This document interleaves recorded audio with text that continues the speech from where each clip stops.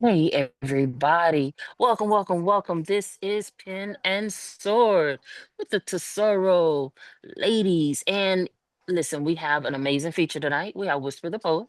So we're gonna dive in and get to know her a little better. And we're gonna hear some more poetry. We're gonna hear some poetry from you all. And we're gonna have a good time. We're not here for a long time, but a good time. So strap in and let's see. Do we have anybody to start us out on the open mic list? If not, I will open it up, I'd, but I'd be glad to follow you. Absolutely okay. honored. All right, bet. So I will start it out and then we'll go with Richard and then I'll take one more and then we're gonna get into our feature because we're not trying to hold her up all night. Let's see here. Actually, I have something I wanted to do. Let's go with doom doom. I never can find stuff when I want it. Why is that? All right, let's go with this. It's funny how we think it's easier to wrap our kids in lies than call it love, leaving them growing up thinking promises are like blankets of security until they learn some are just body bags stitched from every lie passed down like family heirlooms. We know you know what I'm talking about because you've heard them too. Like hard work always pays off, but always comes heavy in seasons just over spiced promises, leaving us sneezing until we blow past truths. Blinded by flavor, choking on fumes as we work for crumbs to feed our kids crumbs. And adults know what's best for you, right? Yet grown mouths can feed you poison with same spoons they call protection. They'll send you chasing horizons they've never met, selling you maps to nowhere and calling it guidance. But wrinkles don't always mean wisdom. Many are just trying to live their lives through your dreams. You don't know how many times I've heard family will always have your back until backs turn. Then those same arms that embrace you are often the ones that become the ones hiding the knife they push in deep. Blood may be thicker than water, but it still stains when it leaks. Oh, and let's not forget, I'll keep you safe. But safety was a bedtime story ending before revealing the boogeyman was really real. I should know. I've seen him in broad daylight standing behind me when I look in the mirror. The one of the reasons I still sleep with the lights on, afraid he might come back for me in my dreams. This was the uncle who swore he loved me, but his love hurt in ways that weighted me down like cement. But you can always call the police. They'll be there to protect and serve. The ones in blue who swore an oath, but trust doesn't choke you breathless while bending a knee. It doesn't baptize you in bullets, making your body holy. It doesn't leave you mothers holding court in cemeteries, turning sirens into war cries, or terrorize us in the streets. God, but God, but God never gives you more than you can handle. Only I've been handed hurricanes with no shelter, fanning flames with gasoline instead of water, valleys so deep even my prayers got lost crawling through the mud to get on the other side. You got the nerve to ask me why I'm all fucked up. Girl, girl, I know what you're going through, but if that was the case, then why am I standing here alone, dragging storms across my shoulders, clawing at my chest to breathe? Understanding don't always mean anything if you can't carry the rain. Fighting not to drown in the same storm you keep watching me weather in. Can a bitch get a hand? That's all I need. We like to think we protect our kids with truth, but it's easier to hand them lies and call it love. I've learned those lies don't keep the monsters out. They teach us how to live with them. It teaches us how to sleep better at night and hide the monsters in our own reflections. But the truth don't always sleep. Hmm. And oftentimes, neither do I. So that is my poem. And we're going to go over to Richard. You got the mic, Richard. Thank you, my dear. Yeah, I got to tell you, this is really micro story. I was talking to a young storyteller in Ireland, actually Scotland, excuse me, and he told me the strangest bedtime story. He said his grandmother was watching all his brothers and sisters. It was a big family, and because they lived in a row house where there was only one bathroom for like 20 families, and his grandmother, like his parents, drank heavily, and she used to tell him scary stories about monsters under the bed so that they wouldn't get up. Her role was you went to the bathroom before she went to bed, before she was chilling out, because there was a monster under your bed. And I'd never heard of a grandmother who told kids that. But your story of a good mother, a caring mother who's even prepared at times to make the world a little nicer than it is. But speaking of nicer than it is, I'm here to offer this poem to my friends. This is called A Friend. A friend is someone who laughs with you even if you've escaped quite recently from the city zoo. A friend will stand by you through thick or thin, even if it seems the evidence shows you really never win. A friend will hand over their umbrella even if they're generally ill-tempered and a suspicious fellow. A friend will even lend their favorite dog even if you're teetering precarious on a slippery log.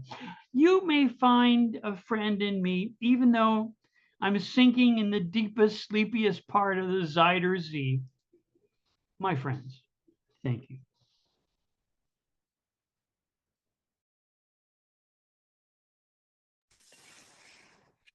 Y'all show some love to Richard. Thank you so much, Richard. I really do appreciate you sharing that with us. Show him some love in the chat. Y'all can clap. And y'all don't have to be quiet up in here. Just know that. All right. We have Whisper Poet. I'm going to let her tell you who she is, what she does, and what she brings to the table when it comes to this poetry thing, because she does a lot. And hey, Whisper, hi, first of all, how are you doing tonight? I am doing great, and I am so glad to be here with you and all of you beautiful people here in the gallery. Come to do poetry and hang. Um, dear friends, all of you, and I love you all. And it's just so great to be here and to share some time with you. Uh, um, I have looked forward to this, ever since I got your message and been with you for a while. And you are not only and purposeful. So I can't wait to dive into that. But first, tell the people who might not know you. I'm sure everybody do, but who might not know you? Who is Whisper the Poet? That is an excellent question. That may vary day by day. um, I am a poet. I guess I'm an artist. I make jewelry. I play around with art. I am no professional by any stretch of the imagination, but I have fun with it. Um, Work full time. I'm a mom of a 19-year-old. And I guess I'm just a rider on the storm, trying to figure out where I belong in this big world, trying to do something positive with my life to um, make it better for others, make it better for myself, make it better for my daughter, um, and just spread love and light and try to do good things while I'm here. Some awesome. Sorry about the noise in the background. My grandson just fell.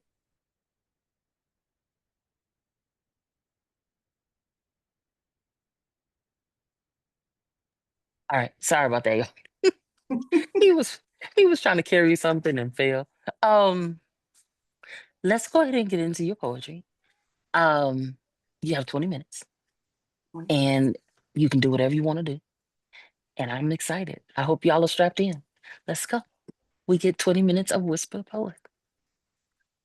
I am going to start out with a triptych. And hold on a minute, there's go. A triptych is something that was invented by my dear friend Imosum, who is in this room. And it's a series of 3 short, interconnected poems that sort of take you on a journey across a theme. And this is my trauma triptych.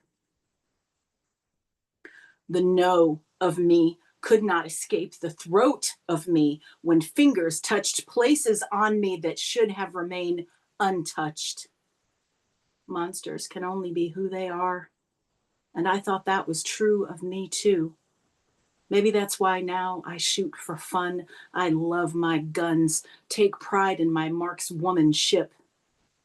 My throat could not release my no when I was mind conditioned, but I know in my bones, my trigger finger has no such affliction. Victims report: sex, female, race, Caucasian, age 7. The victim states she's all fucked up.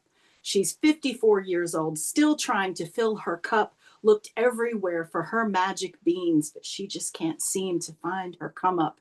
Shiny white scars in her brain, the times he touched her never forgotten, always shame, never again, always vacillating between victim blaming and parental shaming for allowing him access to her. Brain fogged, needs to know the full extent of those nights and what he did. No more mind protect.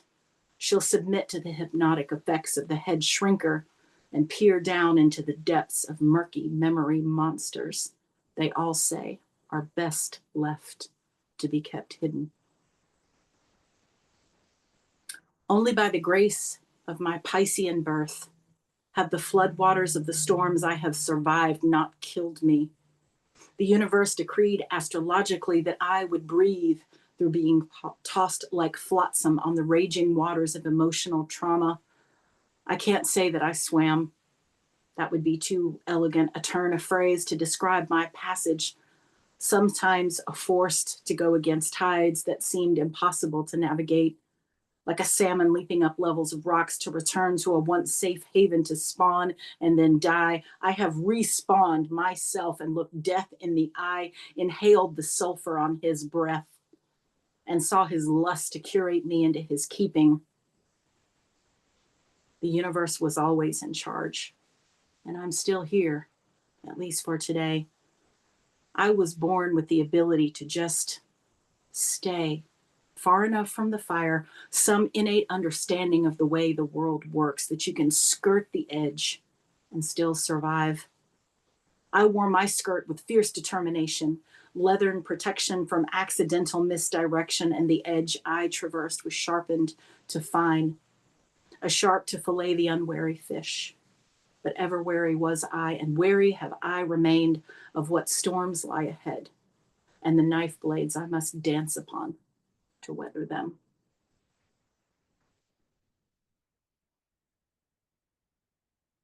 She was pumping gas when I saw her, skinny, dirty, cream pale skin visible on that brief stretch of flesh between her ragged Chuck Taylors and the hem of her black skirt. There was a roll of beige carpet strapped to her trunk. Her bed, I assumed, as I watched her dab a chunk of gas station muffin from her chin. She inserted the nozzle into the tank, pennies pouring from her deflated wallet into the maw of her unknown future. The energy around her vibrated in the way of a person living on the edge of survival. It shimmered in that particular light of a convenience store at night. But her eyes held no fear or suspicion when I approached. She was not wary, despite what must have been a roughness to her life. She looked into my face with a genuine smile, and I was surprised. I offered her the bounty I held in my hand. "I'm supposed to give this to you," I said, and registered her stunned expression as I turned and left.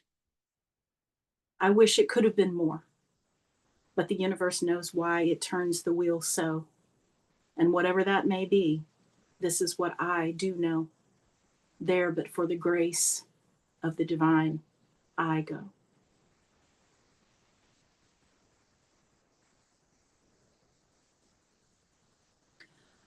I was pushing my cart down the aisle, thinking about you. They say time heals all wounds. Whoever they are, they didn't know about you and me. Webster says to heal is to make healthy again, but I was never healthy to begin with. I have tried to travel back in time to identify the moment when formation began to deform and orbit began to decay, but that rope goes so far down. I think its inception appears before my conception, and I guess that makes me a generational curse. Some wounds run so deep they leave a scar in the flesh of the universe. And I've cried enough tears over you to scar a galaxy at least. You were the tower of my tarot, the meteorite meant to shatter and reform seismic sensuality that altered my reality. It should be no surprise that I became your casualty. And wasn't I kind to pad your landing with my heart? It used to have more bounce, and you would know you test rode it to the breaking point and left me pressing that button on my life console labeled implode. And when we were ending and the flesh of my heart was rending, you returned to your wife, just picked right up and resumed your formerly scheduled life. Meanwhile, I divorced mine because I loved you so much I could not align with the marriage bed that had filled with infidelity and lies. So you bought a new house and 2 new cars, gave her your credit card and said, go shop to your heart's content. While I lost my job and the love of my child, I think I lost my sanity for a while. I remember standing in my kitchen, stoned, reciting We the People with a drink in my hand and no pants on, but my trauma is not strapped on your shoulders. I made my choices and I chose you through thick and thin, like a bronc rider on Saturday night with 8 seconds to go until the glory kicks in. So never let it be said that I don't stay the course. Apparently, I took odds on the wrong horse. Once upon a time, I believed we were destined for a future mate of our duality, but I know now you never really believed in me. I was the distraction you needed when life got hard. That thing that happens when the chemistry goes viral and feelings appear where they were never intended to grow. I never held it against you that you lied or that you had to go home. We got caught up in the transition of conversation where your heart goes from bullshitting to heart wrenching, and that's not a place you can predict or navigate. You managed to slide through unscathed. I lost the boat and nearly drowned at the bottom. So now I'm browsing the shelves and pushing my grocery cart, looking for future tattoos on wine bottles, hoping to find my own truth glued to someone else's art.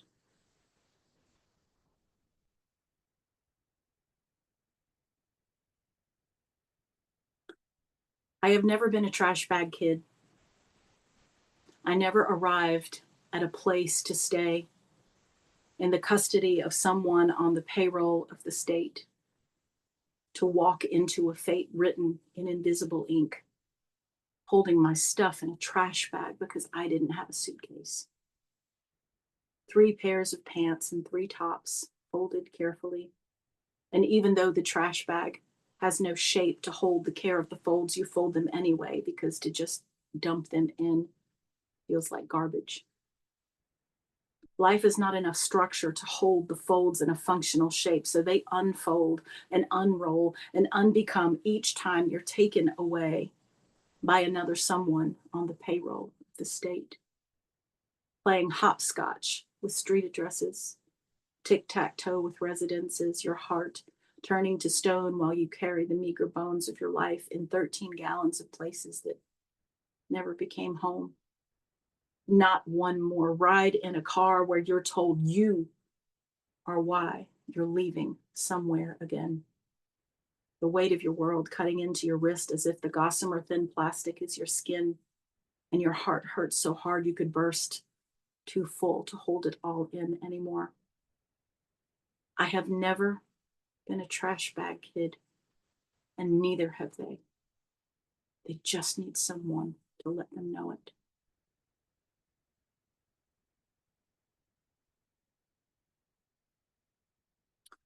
Under lily pads of silk hangs the frog on a wire. I've been hanging on for dear life.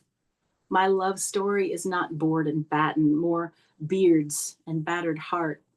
A Pisces fish fry with motherfuckers hip deep in the cauldron I swam in. I made a moat of me, myself, and I, reactive, not proactive, literally and figuratively radioactive, my head filled with the aftermath of interactions with these bad dragons who I would imagine don't give a shit or even remember all the things that happened, but I do. And what pain engraved, anger autoclaved into this scar, now shiny with the wisdom of bones broken like my heart. I don't want to spend this Aquarian age blinded by ripples of heat, lightning, rage. You have to give to receive, and you get what you give. So I'm letting it go. I'm giving this warhead to the universe in a sacred circle in the dark, where the cool stillness of the stars can show me the secret path to the center of the me I've been manifesting since I chose this journey upon this earth. You've witnessed my devolution. Now witness my rebirth. Feel the earth move as I sink into her fertile dark ground, standing 10 roots down. Let the wind sing and the rain pour. Let divine fire burn through that door that blocked me. I have your number. I'll call you when my transformation is complete. We can ride your moonbeam. It has taken me this lifetime to become ready, and I am finally ready. And I can't wait to find out if the world is ready for me.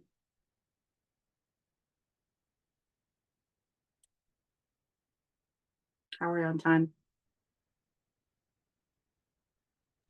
No, go ahead. If you have another one, go ahead.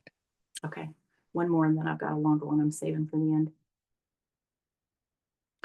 I told the universe I have a shopping list, and that she best have material whisperers at her ready at her fingertips when she checks her inventory to fulfill my requisition. Now, I have a good job, so I don't need a man to open up his wallet on my command, but what I do require is quality. And I'm not trying to have her pick him out from Dollar Tree. No cheaply made from sweatshop labor that break when I open up his package or play with him. No, I require durability and a reasonable amount of flexibility in his personality and his joints.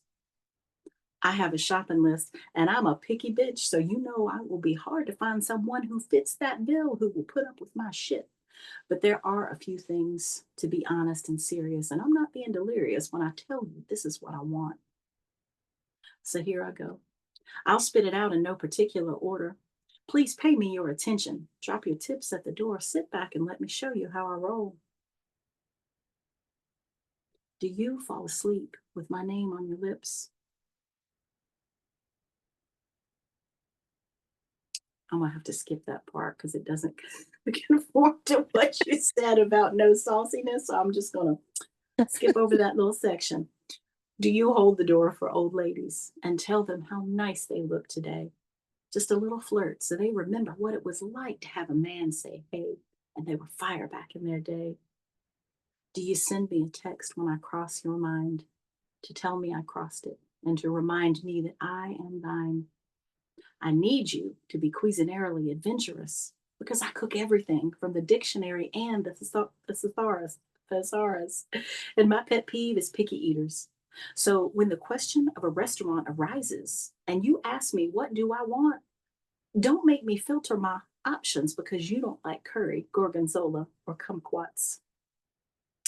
He needs to embrace my mess. I can't ask him to love it. That would be duress. But hey, as long as he's okay with my ADHD all over the place, knitting, poetry, arts and crafts, insanity, start 10 things and finish 3. If he can love me because I'm crazy, then unequivocally we claim each other and we roll hard through dark and through light. We make each other better. We feed each other's creative spirit. He loves it when I poet. I always want to hear it when I spit. The bottom line, what it comes down to, and the point I've been building up and finally got around to, is that I want a man that my name is his breath and my heart is his blood, and that we love each other hard and strong as a biblical flood. I am his, he is mine. We got each other's backs. We are our ride or die. On the porch and everywhere under the sun, in this life and across time, we are fated and destined. Thank you, universe. Please hand me a pen so I can sign for my man, because the person in the Amazon van is in a hurry. And to everyone who heard my pen who was wishing for their own special bae or boyfriend, please remember this. You can't manifest it if you don't request it. So talk to the universe and get yours. Thank you.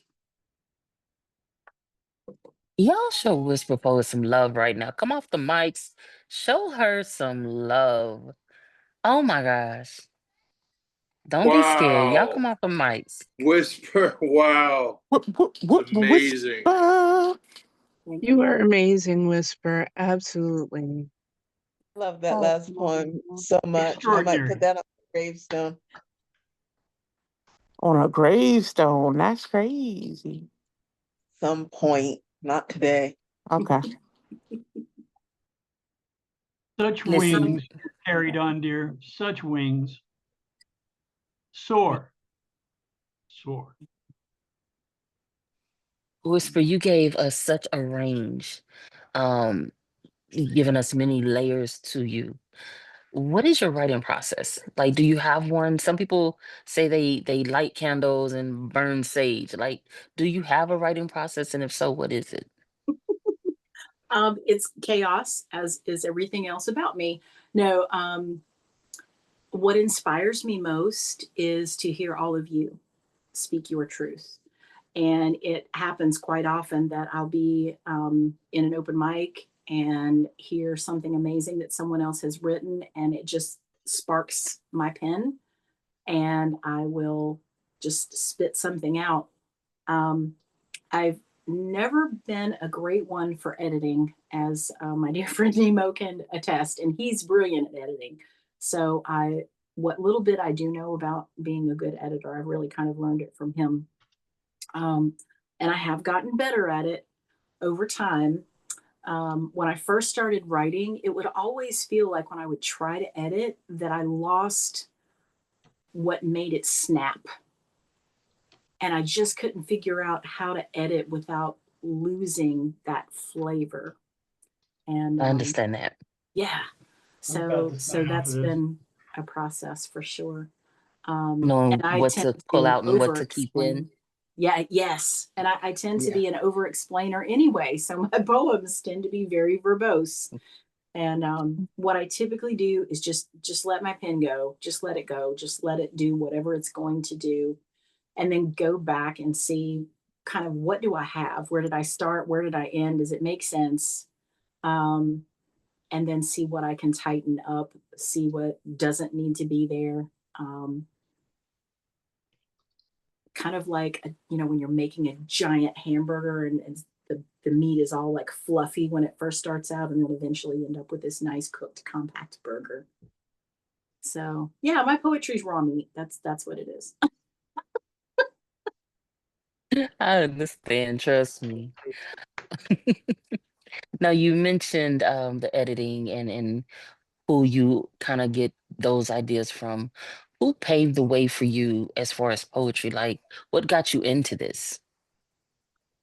It was kind of an interesting thing. It happened very organically. First of all, I was never really much of a writer, either in high school or in college. I always loved to read.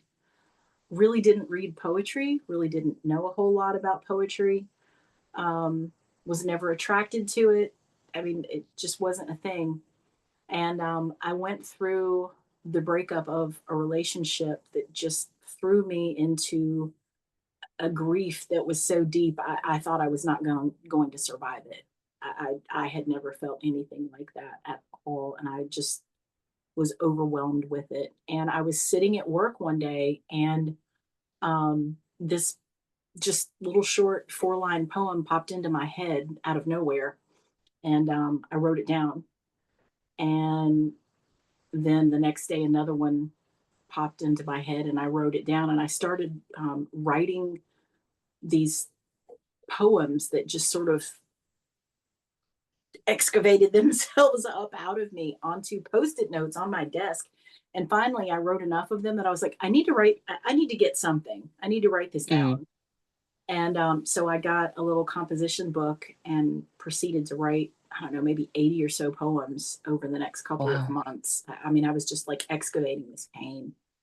And It needed to come out. it needed to come out, and that's how it came out. And it's funny because I go back and write and read those now, and they're Mm, almost all like very short, very to the point.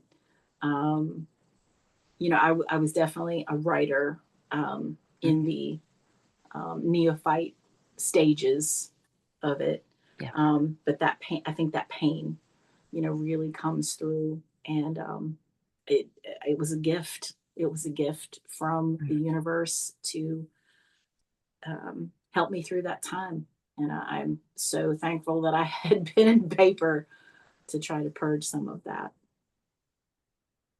With that being said, so would you consider yourself more of a page poet, like one for books, or a stage poet?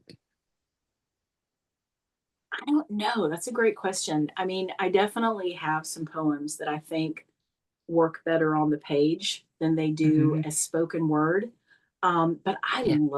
I love being on stage and Hmm. and reading to everybody. I just enjoy that vibe and that energy so much. Um, so I don't know. I guess I'm kind of a mixed bag. I think I have some of both. Okay. That's fair. That's fair. Because I know a lot of people that are both. Like Shaki. Shaki writes amazing poems for books, but on stage is amazing. So yeah, I definitely get that. Um, if you could go back in time, what time period would you go back to and why?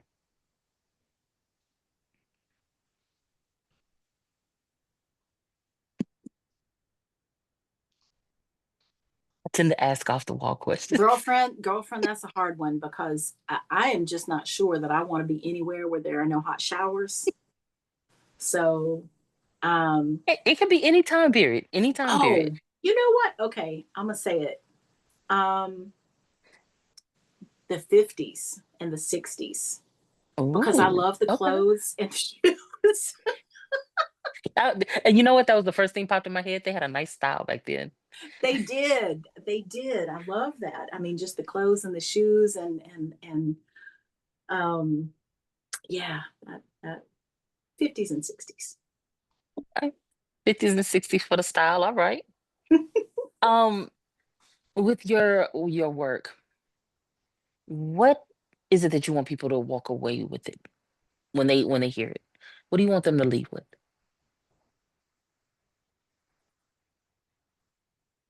This is probably going to come out like so incredibly self-centered. I hope it doesn't come out that way, but I write for me. And I That's hope not that self-centered. someone who hears what I write like enjoys it and that it gives them, like Hmm. entertainment value for their time spent. But I write it Hmm. for me. It's it makes me happy, and I enjoy sharing it, and I hope people like it. But it's for me, so I can't tell someone what they take away. And this was a conversation that I had with Shockey. I mean, not Shockey, Stacy, on the phone the other day because I was trying to explain a poem to her, and she was like, "Don't explain it. It's not about that. They gonna get out of it what they get out of it. This is for you." And she was Hmm. so right. She's right. You're right, Stacy. You know it. You know, it, it's funny you say that, and I agree with you 100% because I tell people now when they hear my poetry, it's changed from how I used to write. And they ask me what sparked the change. And I said, I no longer write for other people. I write for me. So whatever I'm feeling, whatever I want to convey, I'm writing for me. Before I wrote for other people. And for me, I didn't connect with it like I should have. You know what I mean? So it was missing that key element. Um, Is yours therapeutic for you? Because it's definitely therapy for me. yes, definitely therapeutic. Yeah. So Indeed. I want to share. I'll share my therapy, and if I hope somebody can take something out of it and find value in it, and use that to spark their own healing, but it is my therapy, and I've got to write it and perform it and live it in a way that is true to me. And Hmm. that's where it's coming from. Nice. I like that. Um, for new writers, because we get them all the time, whether they're young or old, people discovering they have a pen and a voice. What advice would you give them? The poetry community that I have come to know, both in virtual space and in person, and in Hmm. virtual space, both on Instagram and on TikTok, has such a depth and breadth of beautiful, talented, amazing, creative people. And I just feel like, in general, poets are very generous souls and very generous spirits, and are so open to helping others and sharing. And my encouragement would be, take every opportunity to go to every open mic and listen and ask questions and meet as many people as you can, because the writing is just it, it, the depth and breadth of it is amazing. And Yeah. I mean, like Rick, who's here in the room, he introduced me recently to a group of writers who were primarily based in India.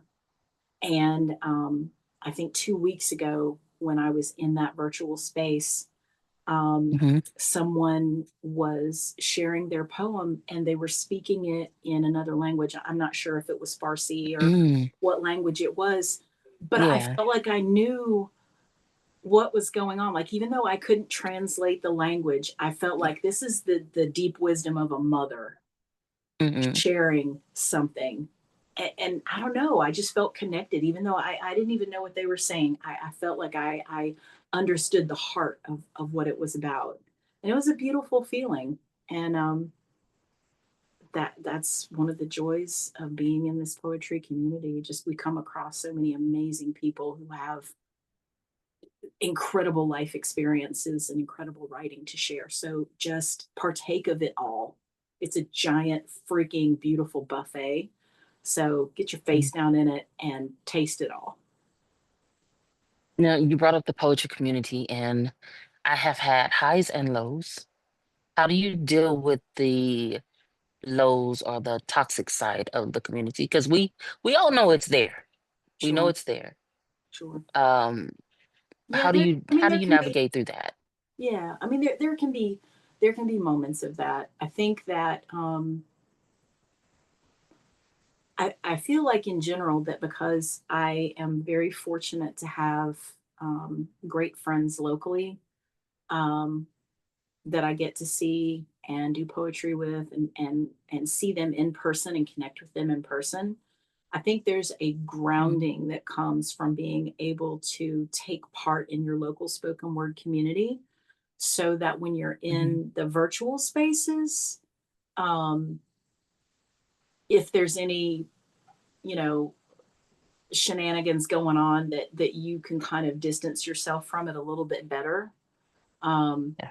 because that virtual space isn't the end all be all. You've got your everyday in person connections as well. And I just, for me, I feel like that helps keep me grounded. I think that's good advice. Um,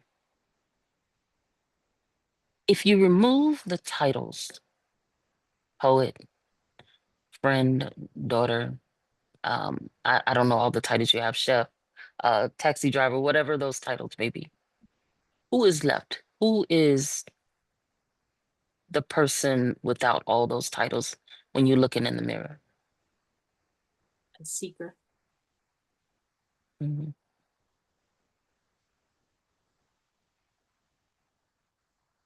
Uh, Plain and simple. Mm. I like that. And do you ever feel not seen outside of just being you? Do you feel like people only see you as the poet that know you? It's interesting because outside of my poet friends, Hmm. um, like my family, they love me, but they really don't care about poetry. Like they really don't. God bless them. Um, you know, my mom is always like, "Oh, you know, you've always been up in the dictionary," and then you know she goes in another room and does something else. Like they just so I kind of have, I guess, a dual existence. You know, I have Okay. my career, and I have my relationship with my family, and then I have Whisper Poet. And Okay. me in both of those spaces, they're just different aspects of me being shared. Okay. Nice. And I It's think good to have in that that one duality. poem, in that one poem that I shared last, it's called A Hmm. Letter to the Universe for When She Sends Me a Man. And I have Yeah. the line about he always wants to hear it when I spit. Like he loves it when I Hmm. poet. Always want to hear it when I spit. Like that to me is the epitome of a relationship that I would find someone that we really do have this sort of shared creative space with Yes. each other, and that all of that, my writing and whatever I do, that is embraced and loved and encouraged. Nice. I love this. Y'all should whisper some love. She's doing amazing. Um, I have a few more questions, Woo. and then I'll stop playing It's the 21 questions turmeric. with you. It's the turmeric juice. It's like a truth serum. I'm gonna need the recipe for that. I need to give it It's to somebody. dude. It's literally turmeric juice, like for real. It's nasty too, but it's good for you. No, I look, turmeric is good for a number of things, whether you're applying it to your skin or putting it in your system. So, yeah, I already know. Um, what have been your top five favorite uh moments in poetry? Whether it's a performance or meeting someone, just your top five. Um, okay. Whoop. I'm gonna get emotional. So Heart of the Artist, which is my own show, is on hiatus, but the very first episode of that show Mhm. was so much fun. It was conceived on New Year's Eve, um, 2023, Okay. and it was decided to do the first show like 4 days later, or 2 days later, 3 days later, something. And Debbie Siegel was in the room, and I was like, "Hey, Debbie, do you want to be the first guest?" And she was like, "Yeah." And you know, it was New Year's Eve, so we were kind of like, "Yeah, rah!" And I wasn't thinking about practical things like maybe I should get her phone number so we can talk and prepare for this interview. So I had tried to get in touch with her and couldn't figure out how to reach her. I didn't have her on Instagram. You know, we had Hmm. just met in virtual space and did poetry. And I found a little bit about her on Facebook. So I got a little bit of information, but I didn't really feel like it was enough to do like a whole interview, right? And so I went to Thomas and Catalyst, and I was like, y'all, this was like 20 minutes before the interview. And I said, Thomas, listen, I have not been able to prepare for this thing. So I'm going to wing it. And it is either going to be brilliant or it's going to be crap. And I hope you're okay with that. Because it was their platform, you know, that I was doing it on. And Debbie was such a wonderful and generous soul, and we had the best conversation. And I felt like such amazing things came out of that conversation that never would have had I gone by a script. And so I made the decision right then that the Heart of the Artist would be completely unscripted, off the cuff. That whoever it was that I was interviewing, that we just vibe and have fun. And that's the way we did it, and it was wonderful. So that was definitely one of the top moments. Another moment was a night, and Nemo will remember this, that Nemo and CP Mays and Gustav Salas the Magus, who we lost. God rest him. Love you, Magus. Yeah. We got on Instagram one night and just yucked it up all freaking night long. I think we got off. Nemo, you will remember probably better than I will, or maybe you, I don't know, but I think we got off at like 7 a.m., 6 a.m. I mean, we were literally on there for like 10 o'clock at night until the morning light. And it was so much fun. We had the best freaking time. So those were definitely some top moments. Nice. There was a moment that Teresa Gallion and I did our poems. We each had a tree poem. Hers was about a pecan tree, and mine was about a plum tree. And so we read those, and we swapped lines. Like she read her line from hers, and then I did my line from mine. And that was really lovely because I love Teresa, and she's a brilliant poet, and so that was wonderful to share space with her to do that. God, I'm sure there are some others that I just can't call to mind at the moment, but those were pretty awesome. Nice. Nice. Those are definitely some moments to remember. I have definitely had some of those 12 and even a 24-hour space, just going live and chilling with people, doing poetry and hanging out. So that's always fun. Not even sure how we stayed up, but I guess the energy, when the energy's right, it Yeah. you don't even think about it. You don't think about it. So yeah, that instantly brought back some memories for me when you said that.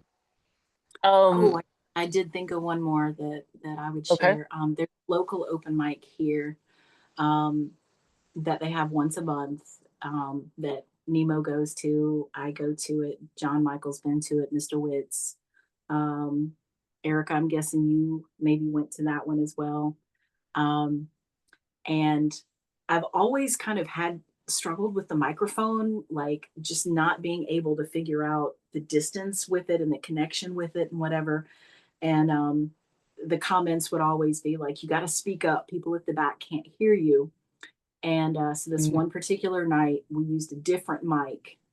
And I think the combination of using a different mic that was at the right height and the right volume and all of that, and the poems that I had prepared for the evening, I just felt like I was on fire. Like I just felt like I was just, I don't know, launched from a cannon into the energy of the room. It was freaking amazing. Um, that was a really special night, and just sort of nice. that moment of knowing that you really connected, and that Hmm. the audience was just vibing with you. You know that they're right there with you.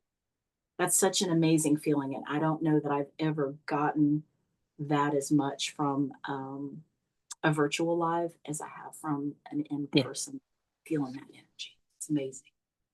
Okay. Okay. And what's been the most unconventional place or situation where you had found yourself writing in? Um, the most unconventional place that I actually did some writing. Hmm.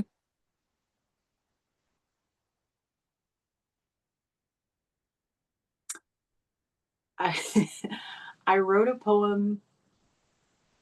This was not long after I split up with my ex-husband. So this would have been Hmm. like 2019. And I was at breakfast on a Saturday morning with my dad, and it was a barbecue joint.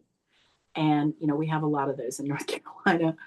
And they use Hmm. those little paper sleeves for their cutlery. Oh A yeah. poem popped into my mind, and I didn't have any paper on me. So I borrowed a pen and I started writing on the cutlery sleeve. And my dad was like, what are you doing? And I said, I'm writing a poem. And he said, you're what? I said, I'm writing a poem. And so that was kind of a funny moment. And it was a sort of a celebratory poem about onions and garlic. My ex-husband was allergic to the sulfur in onions and garlic, and when we were together, I could never cook with those. And so Hmm. being able to cook with those ingredients again was like this freedom. And so I wrote a little poem on a barbecue joint cutlery sleeve about that. He was a vampire. That's all it was. He was a vampire. I appreciate you so much for sitting down with me. Um, Let me ask you one more question. I'm gonna make it a fun one. If Because I'm a lover of music, and I remember being on a live with you once, and you were jamming. You were at an event, and you were singing and rocking out, waiting for the event to start. With that being said, if you I could put remember together, that. Yes. see, I have one of those memories. I have one of those memories. If you could put together an event between poetry and music, no matter who it is, celebrity or not, who are 5 music artists and 5 poets that you would bring on board for this event to go with you? Oh my goodness. I mean, the poets, that would be really, really hard to limit. And So I look at it this way: match your poets with your music. um well, Nemo, you would have to come with me. Because Nemo is such a lover of music and I love Mhm. a lot of the music that he loves. So I would have to grab him and I would have to grab Shane Maynor, because she's a quirky music person too. Um, Okay. let's see, who else? Who else is really into music? Trying to think about this. Um, John Michael, you're in this room. You're a music dude. You gotta go. You gotta come. You gotta come along on that ride. Um, gosh, who else is like super super musical? I'll tell you who's really fun and like a barrel of monkeys. I want on that trip. CP Mays. Oh my God, yes. I would Gotta take have him CP. anywhere. I would Gotta take have him. I just want CP. to put one of him in my back pocket and just wherever I go. Yes, yes. And gosh, who else we gonna draft onto this trip? This fantastic voyage. Um, see, you only limited me to 5 because like I want everybody in the room to come with me now. I don't I don't know who the last That's why person I would had to be. limit you, because we never get where we're going. I know, right? I know, right? Gosh, I can't even think of who the very last person would be on the voyage. So, somebody to keep us all sane. Erica Mm, Floyd, I'm drafting you. You got to be the DD and keep some sense in this group because I know you keep it down and keep us level, keep us out of trouble. he's gonna be the poetry mother. Yes, yes, because Erica Floyd is always that one who's like, okay, now, come on, come on. And what Who about is in music? attendance? The music. Who's the music? Um, y'all, some of y'all probably never heard of these people before, but their name's That's Krungbin. okay. Khrungbin. Krungbin. Y'all check them out. The guy, they're 3-piece, and it's a man and a wife, and then their drummer. And this dude is an Okay. amazing guitarist, and they have some really really great music. So Krungbin would be there. Um, y'all don't know my EDM music, my crazy EDM music. There's this EDM guy I love named Artie. Listen, this is a way for them to get to know new people, whether they're new poets or new artists. That's why I asked this question. Okay, so Oh, Artie, Arty, Artie would be there. mhm. Um, I don't know why, but Oingo Boingo is in my head. Now I don't love Oingo Boingo all that much, but they keep popping in my head. So I'm gonna say Oingo Boingo. And Okay. let's see, the original Van Halen. You know, we're gonna have to resurrect some of those boys because they're not here anymore. But let's say the original Van Halen. We got Um, magic powers. We got this. and let's see, Eric B and Rakim, they need to be there. Uh, yeah. Um, is that 5? I don't know if that's 5 or not. Look, I lost count. I was stuck on who you was picking. We'll say that's five. We'll say that's five.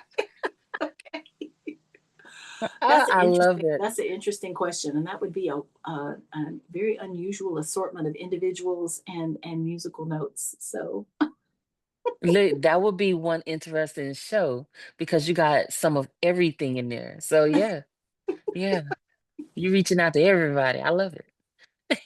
that's the chaos in my brain, I guess. I don't know. But thank you for a lovely interview. You are a beautiful soul. I enjoy talking to you, Aw, listening to you, working with you. So thank you for having me on. always. And I hope with the line of questions that I had, people got to know you a little better outside of the typical questions. I tend to ask things that a lot of people don't.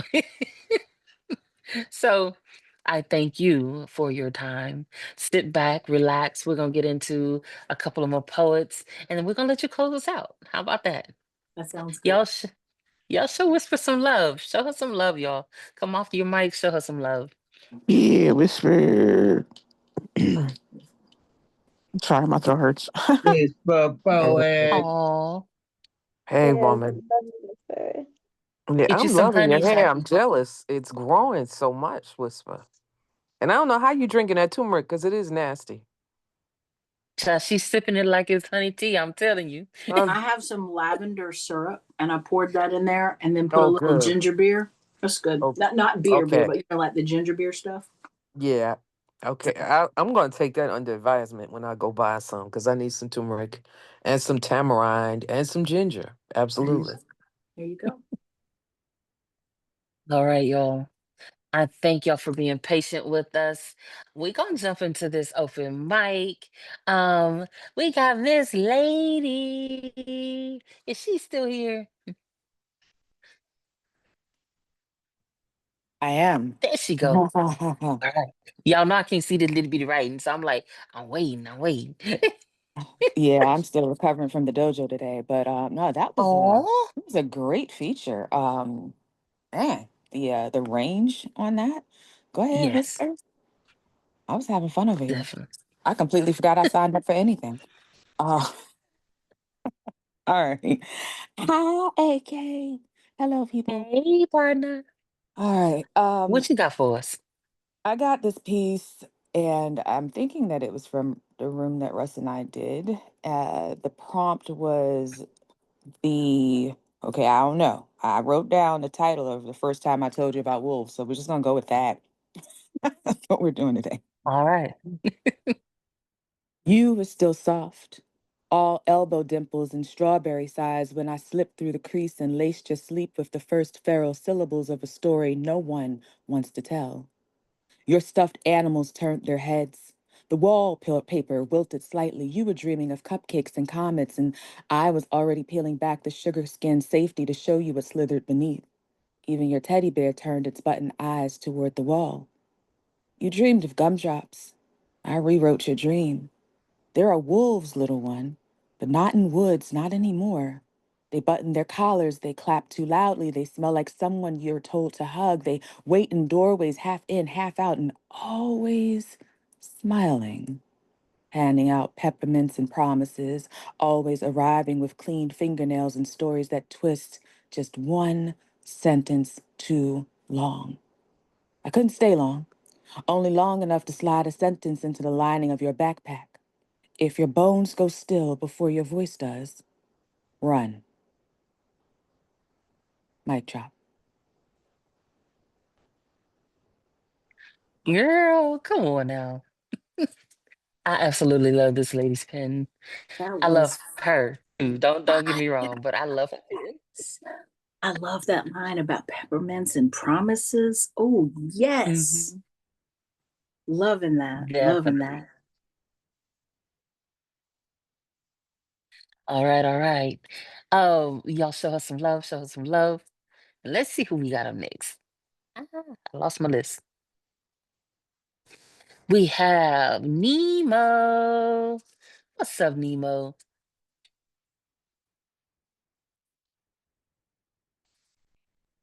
Are you there?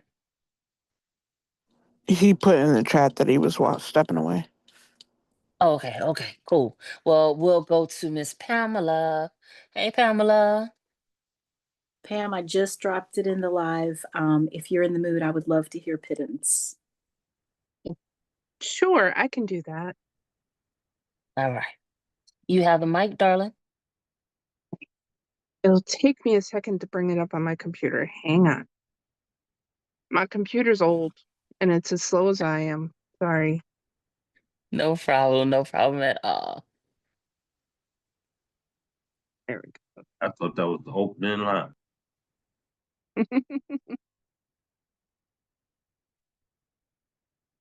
Open it up. No, don't just highlight it. Open it. There we go. All right, here we go. I actually asked her if she had a request. I usually do ask her if she has a request. So can you all hear me okay? You are perfect, my love. Okay. You say, because I have thirsted for so long, I would drown myself for but one drink, one chance to quench the fire smoldering within. Oh, how I wish to immerse myself, but I dare not to try to request a drink, no nary a sip so touch my lips, for fear it may ignite the embers long glowing to feverish and raging wildfire unrequited. In point of fact, just the asking would put my need in stark relief, lending breath to the embers awaiting within.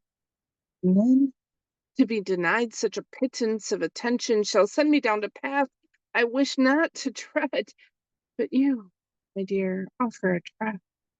I know it is a trap, and yet I accept with trembling hands and quivering core. Accept your offer of a sip, a taste, a fraction of what is needed to quench my thirst. You did not heed, or perhaps could not comprehend what you offered was such an insurmountable need. Consequences your kindness would entail is doomed. For I am certain it was offered in kindness or pity. Better that I would have left your cup on the table. Better that I would have listened to my demons than to leave your pittance untouched. For you are not worthy to quench my thirst. To drink from your cup does barely wet my tongue. Leaving my demons to demand another taste, screaming from the fiery depths, ask for another and another and another and another. My thirst demands to be slaked. I would prefer to have drowned, attempting to drink from a cup overflowing just for me. But instead, I accepted such a small pittance shared from a cup that never fills. Not for me. Just a drop. A taste, barely to wet my tongue, but that taste so excruciatingly addictive, because I have had none. Sweet, torturous paradox. Consumed by my own passion, for yours is beyond my reach. You knowingly prolong my suffering, enjoy my wanting, entice my carnal passion to ever greater need. Justify your actions in leaving me unsatisfied, thinking to yourself that you must be enough, somehow enough, because you have given me release. When it amused you to do so, your guilt puts you at an impasse, so you say, unable to rescind your offer. Perhaps you have become addicted to my primal passion. But enough of this conjecture. Your kindness has ruined me. The fires within are cruel, and I must quit this addiction that builds the flames higher. For you have nothing to give in exchange for your fed ego, just a tease and far too rare release.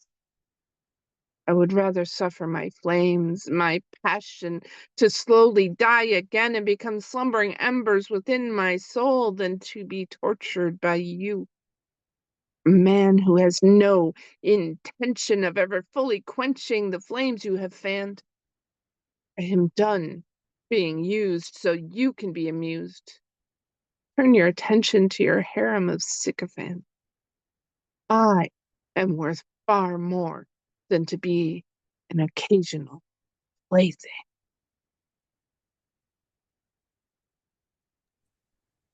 Y'all show Pamela some love. That's Show what I'm her some talking love. about. Let's go. Amazing Thank poem. you. Thank you so That was much a for good sharing. choice. Thank you. All right, all right. We gonna keep this train moving. And I got my girl up in here, this beautiful queen, Tierra Nicole. Hey, boo. It's so good to see you, Tierra Nicole. It's so good to see you too. Amazing, amazing feature. I miss your you. poetry. Thank you. Love. Right? It's been a minute since I've heard her as well. So I was excited when she hit me up. I was like, yes, yes, we can do that. Oh my gosh. Yes, it's What been you got for amazing. us, boo? Oh, go ahead. Um, Go ahead. oh, I just want to give you your flowers too, Queen, for sending me the invite. Thank you so much. Well, welcome. You're welcome. I'm glad you made it.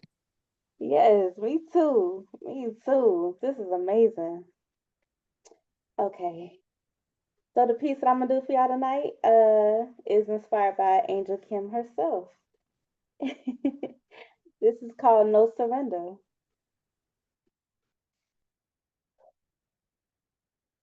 I built a home inside my name, constructed a poem that's abstract inside my internal rhyme. Freedom became my foundation.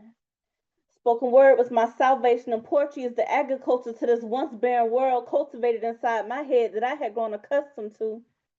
I guess I cried enough tears to water my own roots. An April shower bring May flowers, so watch me bloom. No surrender. 'Cause see, my faith was a flicker before I made it fire. So becoming a better me has always been a burning desire. I just lacked the fuel to ignite it. And my trauma has always been a trigger before I turned it into triumphs. But once I mastered my peace with these gifted hands, I molded myself into a metaphorical savage with a fiery passion, snuff out any harmful distractions with excellent marksmanship. Sniping out any demons the devil may have sent. See, God got my back, and now I don't miss. I found my reason to live, so now I can't quit. And with Him fanning the flames of my faith, I know I got this. No surrender. 'Cause see, my crown is made up of the same hands of the people that tried to break me. But it was God who saved me. So I don't want no refunds on regret. Because I wouldn't have no testimony if I ain't had no test. This is bigger than myself. 'Cause see, before I saw my worth, life was mentally taxing. So it didn't make no sense. Instead of becoming more costly, and it almost cost me. So I had to change because I almost gave up. But I remember who my God is. See, He did His big when I hit the jackpot when He created this goddess. So call me Yahweh's contender. 'Cause I still got some fight left within me, no surrender. My peace ain't for sale, 'cause I done been through too much hell, and at that time, chaos was my currency, which became too high of a price to pay. 'Cause it kept taking away from me, slashing away at my self-esteem, so I almost didn't feel seen, and I became a fraction of who I was supposed to be, which led to my depression. My mental battles is so deep in the red that I end up being in spiritual debt, never recharging myself, and I felt empty and lifeless. Yet once I added value to my life, I became priceless. No surrender. And that's that piece. Yes. Girl, you are fire as always. Let's go. Hey, yo. Thank you. I love, love, love this. Yes, yes, yes. And it was inspired by me. So Was. thank you I'm for sorry to sharing first that. point it. You're welcome, Queen. Yes. I remember when you put this out there, I was like, yeah, yeah. And man, you wrote to a couple of my prompts for 30 for 30. So I Yes. appreciate that. I You're love how welcome. we inspire each other. Tierra inspired me to write one. It's wonderful how we inspire each other. That's what it's all about right there. That's it. Most Indeed. definitely. Iron sharpens iron, Indeed. y'all. That is very true. That is very true. And I'm working on that one I mentioned to you, that video I sent you about the white dress. Yes, I'm working on that. Love it. I can't wait to hear. All right, all right. Thank you so much, Tiara Nicole. We have none other than the one, the only Shocky G. Let's go, Shocky G. We go, we spill. What you got? Oh, I guess I wrote this today, but it's not like edited or anything, so it's just a rant. If my poems could grow legs, I'd never stop writing. A million poem march on Washington, spread a dream across the Capitol. If I ain't have to sell my books to pay bills, I'd sell my way across to every bridge, dragging my pen behind, ink mixing with blood, and I still just might take my protests off the page and Geppetto myself against whoever is pulling the strings of Proud Boys. If the South dare rise again, it will be to jump to its death, rope around its neck, the poisonous fruit in my own Garden of Eden. They can erase history, but I've scribbled the truth somewhere in the chemical compounds of melanin. Haven't you learned you can't hide bodies in mass graves without a mass effect on the masses, massive overreach, and rampant corruption? I swear lately, my poems grew a middle finger just to say fuck you and a spine to stand on business. I've been putting toenails in petri dishes with prayers, hoping legs appear, hoping these poems be 10 toes down in a civil war that seems inevitable. Tell your president I got a line for every lie he's ever spoke, waiting to catch it in a back alley and bayonet its bullshit. But these poems can't militia alone, and paper cuts don't kill fascists. So tell me how much ink it takes to drown one. Yo, if that's your way of ranting, yeah, I'm not, I need more of that. I need more of that. That's it. That's fire, Absolutely. Shocky. That's some fire. Yes. Shocky, you need to market. You need to market your own line of pens, like for real. Mm-hmm. I'll That buy would be one. dope. I'll buy a 10. I'll buy a carton. Look, she can look buy a single or a pack of 5. I'm just saying. Go on and get that together, Shocky. Go on and get that together. I don't even know how to do that. They actually got a template for I'll talk to you about it. But okay. Oh, I got you. Oh, that's sad. I be knowing all this stuff. Next up, we got none other than Mr. Witz. So thank you for coming through, Mr. Witz. What you got for us tonight? With Thank you for letting me be here. I feel like the only man in the room full of all these queens. Nah, So I feel Let's blessed to go, be here. Mr. Wentz. Let's hey, go. where'd they all go? nah. John Michael left you, Nemo left you. That's your food dog. He didn't even care. I know he just dipped out the back on me. It was kind of crazy. It's all They saw good you and they though. was like, you got it, you got it. They left me to hold it down. But you know what? I bow to you all. Y'all all fire.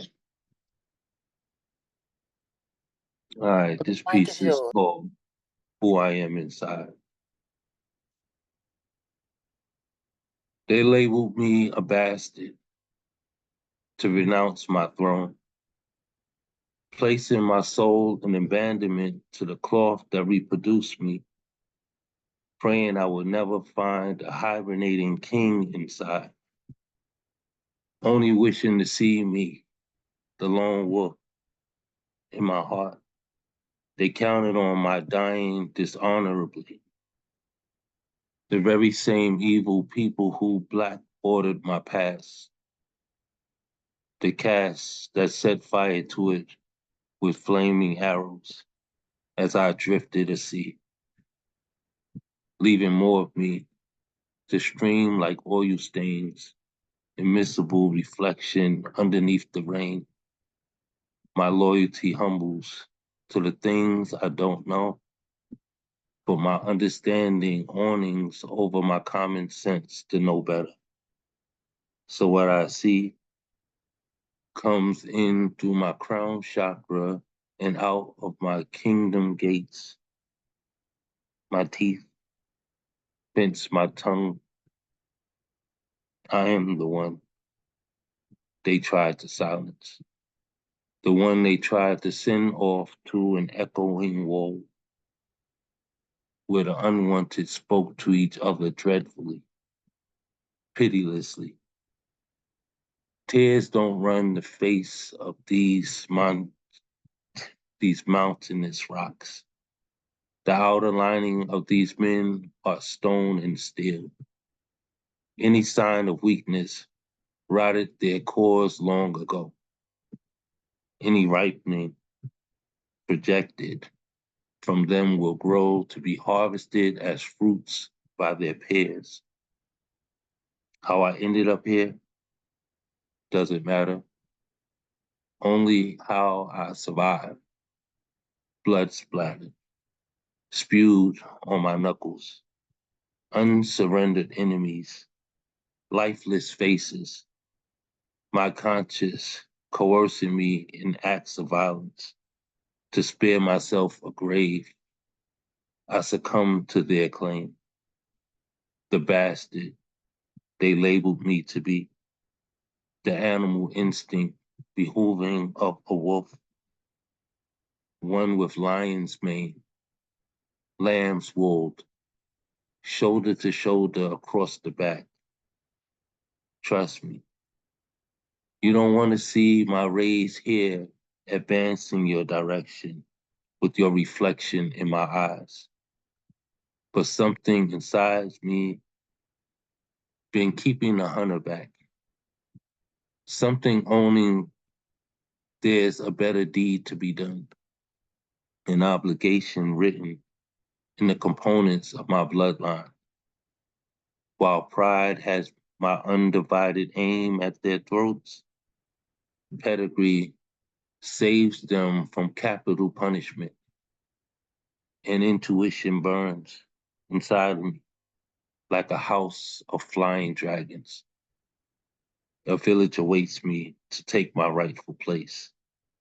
Your Majesty, counting on my blood to find a spare.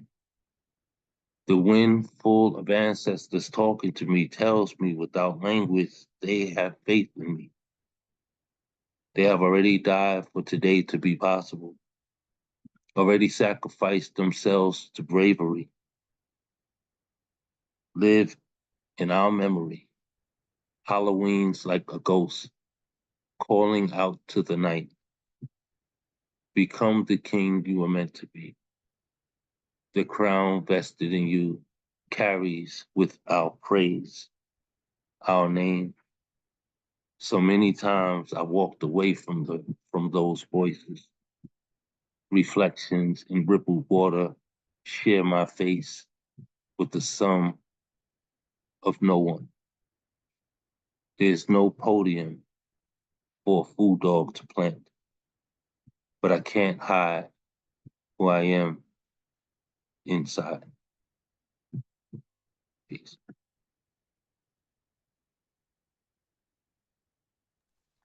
Y'all show some love to Mr. Witts, the poet. My Wow, Mr. goodness. Witts, thank you so much for that piece. Like, I always tell you, I feel like I'm in church when I hear you share your work. That's how it feels. Love you, Whisper. You always say that to me, and it makes my heart sing when I hear it come from you. Your work tonight was phenomenal. It's always great hearing you. So even though I got in a little bit late, I was here to get good bit of your work. Your set was fire. Thank you, sir. I received that. I receive it, and thank you. I love it. Thank you all for taking in this open mic and being here for Whisper. Continue to do the work that you're doing out there. Continue to bring amazing platforms forward for poets to feel safe to show up to and to feature in. Continue to put your words, your voice out there, killing these open mics and continue to push your pen, Whisper, because you are an amazing person and an amazing poet, all in one. Um, so I appreciate you from the moment I came across you. So thank you for being authentically you tonight and always. Um, for those of you here, um, I'm waiting for Miss Stacy to send me the information. But if you would like to donate to the Tesoro, um, please go to y'all know I'm blind. Poetswind at hotmail.com. On PayPal, it goes 90% to the artist and 10% goes to Tesoro. So if you would like to donate, so that Whisper can get something, please do that. And I will copy and paste this and put it in the main chat as well. But she has done a phenomenal job tonight. Let's show her some love. Also, we're gonna let her have her last say and give her last pieces. And yeah, rock out. Whisper, do you have any last words, my love? Yes, ma'am. So, Tierra Nicole inspired me. It's when she was doing her live on Instagram with, oh Lord, her name just went out of my head. Tierra, you know what I'm Bonita? talking about. Yes, Bonita, thank you. And the two of those girls together were just so amazing, so fire. And I don't know, she inspired me to write this piece, and it's a fun little sassy piece. And so I'm gonna read that for you. Okay. Now, if y'all like shoes, you know who Betsey Johnson is. Mm-hmm. And Betsey Johnson makes some really pretty shoes. And I have this pair of Betsey Johnson shoes that have glitter on them and lace, and oh, they're so pretty. So this is inspired by Tierra Nicole. It's called Betsey Johnson Therapy. My therapist told me to write you a letter because, she said, even though you won't send it, it helps to work through your emotions. So I took her advice. I wrote you a letter. I wrote you a letter and then I threw it in the floor. I went to the bedroom and got my heels, the Betsey Johnson glitter ones with the sexy chiffon ribbon and the 5-inch spikes, and the undersides, the color of a Tiffany blue box.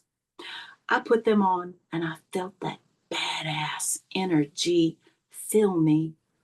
God bless you, Betsey. You are a boss bitch. Thank you for my magic slippers. They aren't ruby, but who gives a shit? They make me feel like a goddess. And a goddess doesn't need to write letters to bitch boys who can't appreciate their flow. Oh, and the letter? Well, it isn't a letter anymore. It's amazing what spike heels will do to paper. So that's your poem, Tierra. And then I have one last one I wanted to write. Oh, sorry, what? I'm sorry, I had to come off camera to say, yeah. Love it. I love it. Love All that right. piece. So this last piece is called Brothers in Arms. And I know Coach is not here, but he was the one who gave me the prompt for this. Oh, the rockets on the tanks go thundering down, pounding down, firing rounds. Tonight on a continent across the world from where I rest comfortably on my bed, there are two little boys. They're not brothers. They're brothers in arms. We judge situational friendships to be less worthy, but what happens when your situational friend is the only friend you have in the whole wide world?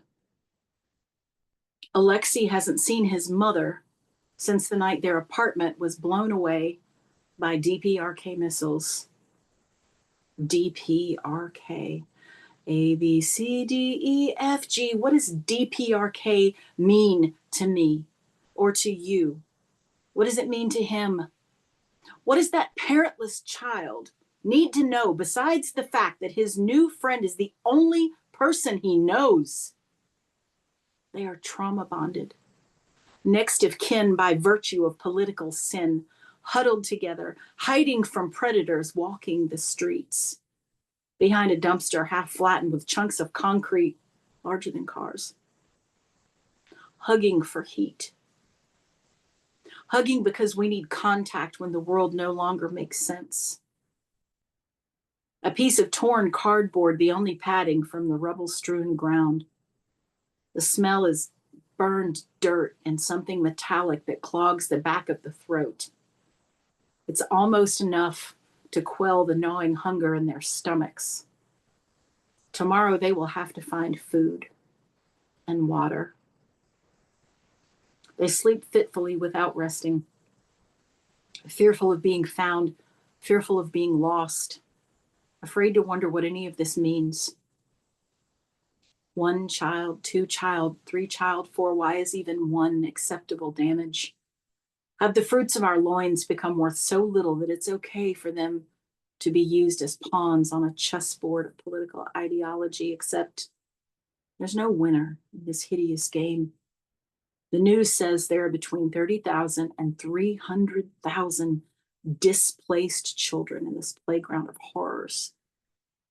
Displaced. Such a tidy little word for the purpose of rational discussion. They reversed Roe v. Wade because they said life begins at conception, but do they not give a damn about death? Is it all just lip service? Bring Roe v. Wade back, if for no other reason than to send abortions in exchange for the children to satisfy the hunger of the gods of war. Displacement, disruption. We need a resurrection. Would God be willing to fix the aftermath of this hideous insurrection of hate and greed that has sucked the life from an entire country of children? If we promise to be good. Don't worry, say the politicos. Kids are resilient. Ship over some crayons and coloring books for art therapy. Army guys say Marines eat crayons, but those can't feed a child. And they may be breathing, but they haven't survived this. Starlight, star bright, this pile of rubble they see tonight. I wish I might give them the wish that they wish tonight, that they have their parents back, that their homes are not destroyed, that they can go to school again, that they can bicker with other boys about whose bike is faster. But we were too greedy. We were too unwilling to give grace, too unwilling to decide that resolution was the only possible solution. It takes work to compromise and reach a solution. So much easier to fall into anger and hatred, and innocence too sweet a candy not to be sucked into gray by evil. It was easier to destroy a country and cut families apart like an apple on the counter of the kitchen of politics. But the fallout is the apple seeds falling to the floor to be swept away and out the door into the cruel world that does not care or understand that these are fragile. We're throwing away our future, the children. We are crushing them under the tracks of the tanks. The news says that 30,000 to 300,000 children have been impacted by the war in Ukraine. I don't give a shit about the power of 10. I care about the power of when. When will we make them safe? How can we make them whole? Where can we point to a soft landing when the only ground is the quicksand that formed from the piles of rubble they tried to whitewash with the sludge of political ideology created by pedagogues with PhDs in demonology? This gridlock is made of steel and reinforced with the actions of men who have no compunction for the trauma they're inflicting. They huffed and they puffed and they blew the houses down. Grab your suitcases, little boys. Fill it with trauma and spent rounds. B-I-N-G-O, bang, bang, run, run, go. Give them earplugs for their ventricles. Send crates of lead aprons to protect baby skin from heavy metal tears. Send new wagons because their radio flyers are full of landmines and concrete grounds, the compost of a dead country. Innocents chemically reacted with tracer fire to form jaded spirits in child bodies with old men's eyes. They play in the rain made of ash and jump rope with shredded flags because home is a pile of rubble. Home is where the heart was. They swallow violence and mayhem for snack, while birds perch on piles of debris and sing songs of death and destruction. We have taken humanity's greatest joy, the thing that unites us all, children, and cast a curse made from politics and quid pro quo, from greed and self-exoneration, and birthed a rudderless juggernaut of war, devoid of any higher ideal than to push a button. We've made our babies into a first-person shooter game, in a war fueled by a video revolution where everyone spectates and no one does a goddamn thing to stop this madness. Children are dying and starving, and they're cold and scared and hiding on cardboard behind dumpsters filled with chunks of building, hugging another child whose name they would never even know if we were better humans. Their future's so bright they gotta wear shades when the explosives rain down. Hush, little baby, don't be afraid. It's all gonna be okay, because I believe the children are our future. Teach them well and let them lead the way. An army of the dead to greet the rising sun.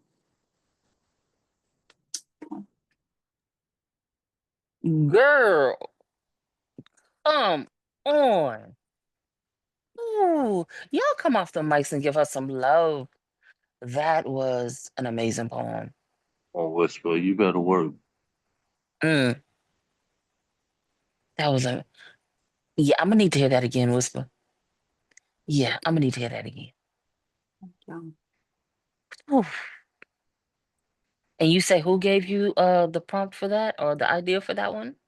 Coach Jaw did. It was something that he was doing last year. Mr. Witz, you might know more about it than I do, but he just had sent out a thing and said, hey, if you can write to a prompt about what the war in Ukraine has done to the country and done to the children. And oh yeah.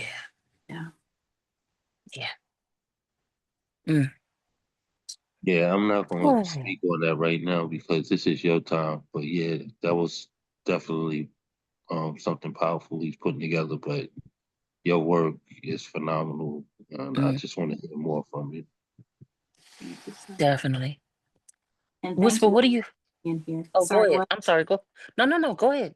I just thank everybody for being here. I love y'all and appreciate you taking the time to come and hear my work and share your own. It's a beautiful space. And thank you to Stacy for creating all of this. Indeed.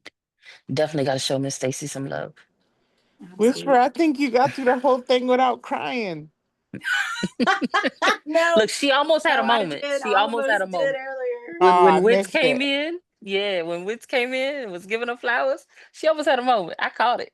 Yeah, I did. Shaki always teases me about crying because when I interviewed her for Heart of the Artist and I read her poem, it was a really emotional moment for me. I mean, Shaki, you know how much I love your writing, and I so very much wanted to do her honor by reciting her work. And it was like I invested so much emotional energy into it that when I finished reading it, I think I just burst into tears. It's who you are. We like your Mhm. that you're so invested. So, Definitely. So tell us what you got coming up, love. What can we look forward to? So honestly, I have so much going on career-wise at the moment. There are a Okay. lot of things percolating and bubbling, and y'all please send me your good energy. I'm hoping to have something positive materialize on the career front. So I'm really focusing some energy on that. And I have also been making jewelry like crazy.